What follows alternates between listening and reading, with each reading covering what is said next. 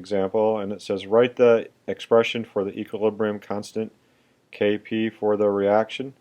And so it ends up here, you have to look at the chemical equation. So we're looking at the top here with this up here, and so we're going to write the Kp, and so the Kp expression will be equal to, now you omit solids, so we don't need the carbon there, and so we're going to take whichever product, and so it's going to be CO, because it's a gas, so we're going to put a gas there, and it's to the second power. I get that, the second power, from the coefficient, and that's going to be divided by the reactant gas, which is carbon monoxide, and it's just to the first power because the coefficient is 1 in front there. Okay, next problem. Okay, alright, so letter B. It says calculate the number of moles of CO2 initially placed into the container. Alright, well, what happens is when we have enough information that we have the temperature, we have the volume, and we can get the pressure when it's initially put in there as at 5 atmospheres. And so we can do a PV equals nRT, but if you rearrange PV equals nRT for moles, you get N equals PV over RT. So N, if you just substitute in, will be 5 atmospheres times 2.00 liters. That's supposed to be an L. Okay, so that's an L there, not a 4. Okay, divided by the gas law constant, which would be 0.0821 atmospheres, times the liters divided by moles Kelvin. And we're going to also have our temperature, which we're making sure that's in Kelvin, which it is. And so N is going to be equal to 0.105 moles. Okay, that's how to do that. All right. Okay, now for the reaction mixture at equilibrium, the partial pressure of the CO2 is 1.63 atmospheres.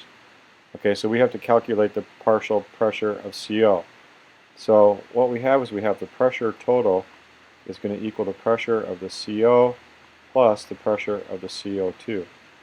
And so the total pressure was given to be 8.37 atmospheres. That's what it was previously. Okay, and that's going to equal the pressure of the CO. That's what we're looking for, so we'll just write PCO, that's what we don't know, plus the pressure of the CO2, which is 1.63 atmospheres. And so if we solve this problem by just subtracting 1.63 from both sides, we get that the pressure of the carbon monoxide is equal to 6.74 atmospheres. Okay, letter 2 says calculate the value of the equilibrium constant. So we have Kp, and we already determined that the expression for that was CO to the, let's see, that was to the second power, I believe, and divided by CO2 to the first power. And if we go back a couple slides, I had written that earlier on a different slide here. And when I did write that, I guess I did make a mistake. So this should be CO2 to the first, okay? Forgot to write that. Okay? So anyway, going back to this problem here. So we're going to take whatever, to solve for our Kp, we're just going to plug in the numbers here. And so for CO2, we look up the pressure, and that's going to be, let's see here, we've got pressure of, or CO, excuse me. And we just determined that that was 6.74 atmospheres. Okay, and that's going to be squared. Okay, so that's squared, and we're going to divide that by whatever CO2, which is 1.63. And so the Kp answer for that is equal to 27.9 if you do the math. All right. Okay, letter D. If a catalyst is placed in a reaction vessel, the final pressure of the gases at equilibrium will be greater than, less than, or equal to the final pressure of the gases at equilibrium without the catalyst. Well, a catalyst just speeds up the reaction.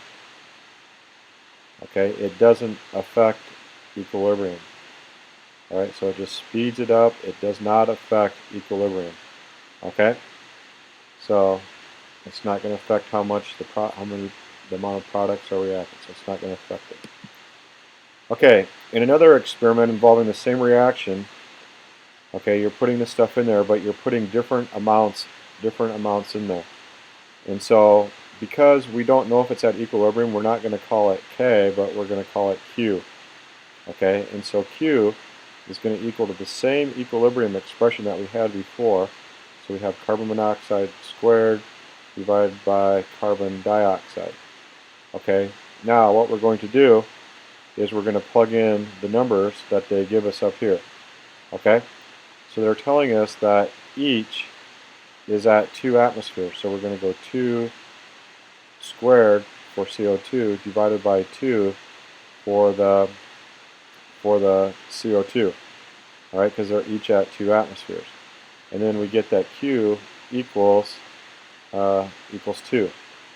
Now, if you recall that Q is 2. Okay, so that's what Q is equal to. And then the Kp that we determined earlier was 27.9. All right, so 2 is far less than 27.9.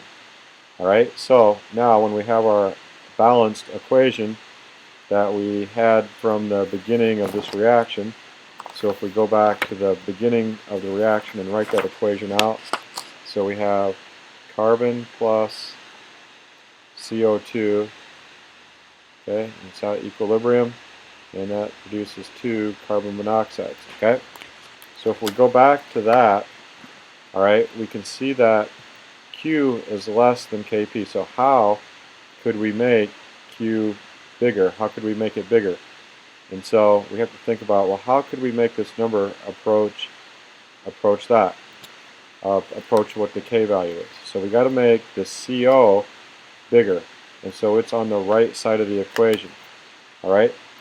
So the CO2 must decrease. So predict whether the partial pressure of CO2 will decrease. Well, it needs to shift more to the right, because if we make more carbon monoxide, that's going to make this number bigger, which will make Q bigger and approach Kp. So it's going to have to shift to the right. So the CO2 will decrease. Okay, that's it on that one.